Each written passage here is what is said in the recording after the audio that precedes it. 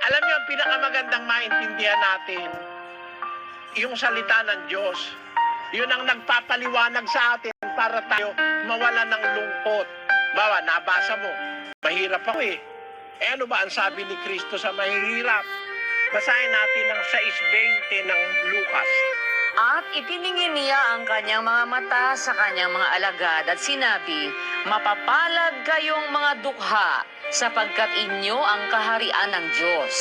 Mapapalad kayong nagugutom ngayon, sapagkat kayo'y bubusugin. Mapapalad kayong nagsisitangis ngayon, sapagkat kayo'y magsisitawa. Mapapalad kayo kung kayo'y kapuotan ng mga tao, at kung kayo'y ihiwalay nila, at kayo'y alimurahin, at itakwil ang inyong pangalan at tila masasama dahil sa anak ng tao.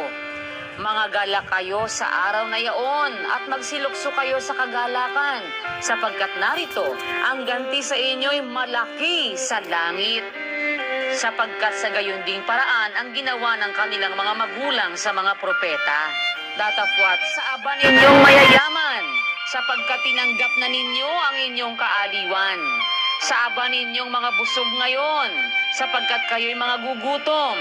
Sa aba ninyong nagsisitawa ngayon, sapagkat kayo'y magsisitaghoy at magsisitangis. Sa aba ninyo, pagka ang lahat ng mga tao ay magsalita ng magaling tungkol sa inyo, sapagkat sa gayon ding paraan ang ginawa ng kanilang mga magulang sa mga bulaang propeta." Ayon, sabi po ng Panginoong Hesus,